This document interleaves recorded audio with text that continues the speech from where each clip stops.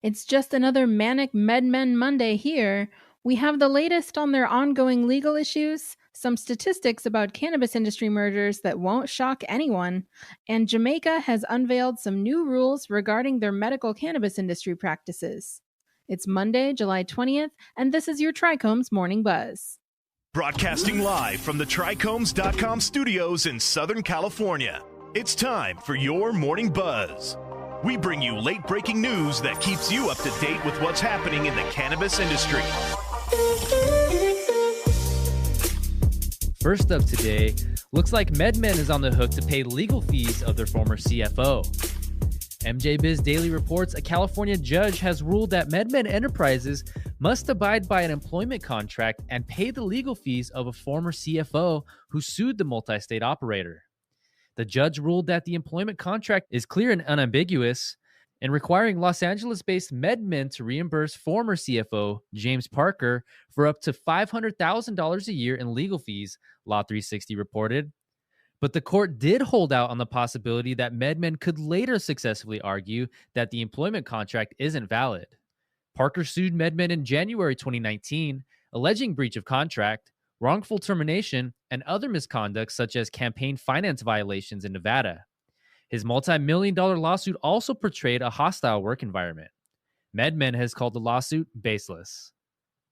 Next, a new report finds cannabis merger and acquisition deals fall 80% during the pandemic.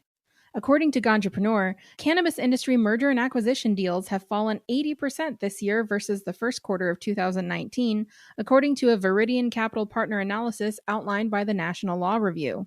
In Q1 of 2020, there were just 19 such deals, down from 94 in Q1 last year. The massive drop in M&A deals in the space is largely driven by the coronavirus pandemic, the report suggests. In March 2020, there were just 5 M&A deals, compared to 25 in the same month last year, the report says.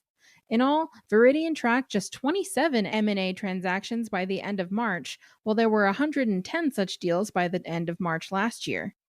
Total value of these deals has also taken a massive hit, adding up to $325 million by the end of March 2020, compared to a whopping $9.2 billion last year.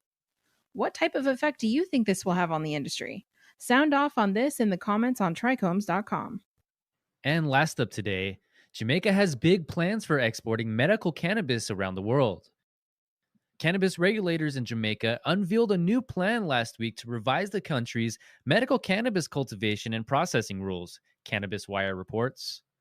The new rules emphasize quality control, consistency, and compliance for the medical and scientific use of cannabis. The rules are an effort to align Jamaica's cannabis industry with international best practices, which in turn should boost the attractiveness of its medical cannabis exports. Officials say they follow guidelines from ASTM International, a global standards organization, in crafting the regulations. While we are a locally based industry, we are globally focused, said Floyd Green, Minister of the State and Ministry of Industry, Commerce, Agriculture, and Fisheries. Jamaica's cannabis regiment has drawn criticism from small farmers who say the industry is poorly positioned to help low and middle-income Jamaicans. The Ganja Growers and Producers Association called the regulatory framework unworkable, restrictive, bureaucratic, and draconian, according to the report.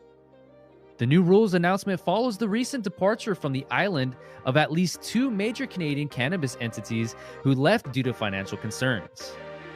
And that was today's Buzz. Thanks for listening.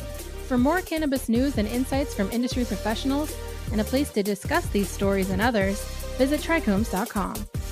And don't forget to subscribe to the podcast and leave a review. You can also keep up with Trichomes on all social media platforms and the Trichomes YouTube channel. For trichomes.com, I'm David Fortin. And I'm Allison Ben-Yehuda. Come back again tomorrow.